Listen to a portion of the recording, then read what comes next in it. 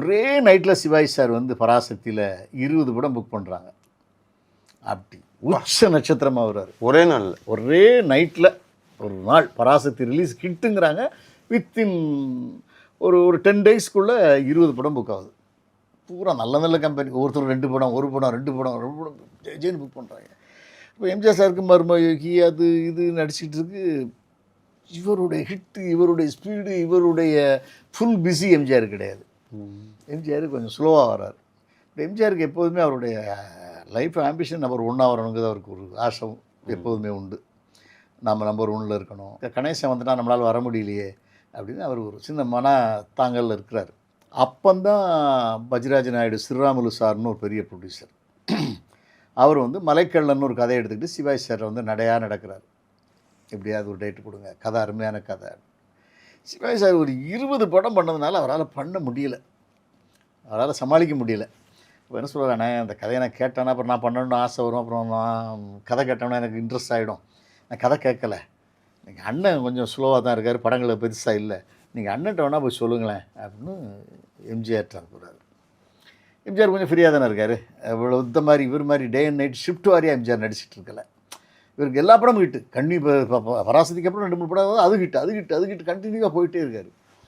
ஆனால் சிவாஜி தான் நம்பர் 1 இருக்கார். அப்போ மலைக்கள்ளன் கதையை போய் எம்ஜிஆர்ட்ட போய் ஸ்ரீராம் நாயுடு போய் சொல்கிறார், பச்சராஜா ஸ்டுடியோஸ். எம்ஜிஆருக்கும் ரைட் அந்த படம் பிடிச்சி போச்சு, பண்ணுறேன் அப்படின்றாரு. அதில் ஃபைட்டு சாங்கு அதெல்லாம் வச்சு மலைக்கள்ளன் எம்ஜிஆர் வாழ்க்கையில் மிகப்பெரிய படமாகிடுச்சு.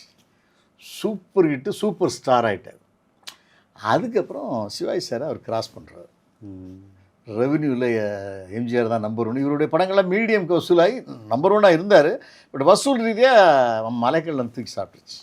அப்புறம் மதுரை வீரன் கண்டினியூ ஆகிட்டு, அப்புறம் எம்ஜிஆருடைய சாம்ராஜ்யம் வசூல் மன்னன் ஆகிட்டார். நடிப்பில் பெரிய மன்னனாக அவர் விளங்கணும்னு அவர் அப்போதுமே அவருக்கு ஆசை கிடையாது. வசூல் சக்கரவர்த்தி நம்பர் 1ன்னு பேசணும் நம்மளை, அது அவருக்கு ரொம்ப இன்ட்ரெஸ்டாக இருந்தார். அதுக்காக ரொம்ப பாடுபட்டார், அதுக்காக தன்னை செதுக்கினார். இந்த அஜித் ஒரு படத்தில் சொல்லுவார், இது நானே செதுக்கினேன்னு. ஒவ்வொரு நிமிஷமும், ஒவ்வொரு நாளும், ஒவ்வொரு நிமிஷமும், ஒவ்வொரு நொடியும் நானே செதுக்கினார். அது எம்ஜிஆர் தாங்க கரெக்டாக பொருந்தும். அவர் தன்னை செதுக்கினார். எப்படி காஸ்டியூம் போடணும்னு பிளான் பண்ணார், என்ன கலர் போடணும்னு பிளான் பண்ணுவார், அந்த சீனை எப்படி வைக்கணும்னு பிளான் பண்ணுவார். நாமளை முதல்ல திரையில் காட்டினா எப்படி காட்டணும், தியேட்டரில் எப்படி விசில் அடிக்கிற மாதிரி ஒரு பொண்ணுக்கு ஒரு ஆபத்து வரும், அந்த ஆபத்தில் வரும்போது குதிரை காலை காட்டணும், அப்புறம் குதிரை முகத்தை காட்டணும், அப்புறம் தான் எம்ஜிஆரை காட்டணும். அது ஒரு வேகம் பண்ணணும், ஆடியன்ஸை சீட்டில் இருக்க விடக்கூடாது அப்படிங்கிறத ஒவ்வொரு படத்துலையும் கான்சன்ட்ரேட் பண்ணார். சிவாஜி சார் அந்த கான்சன்ட்ரேட்லாம் பண்ண மாட்டார்.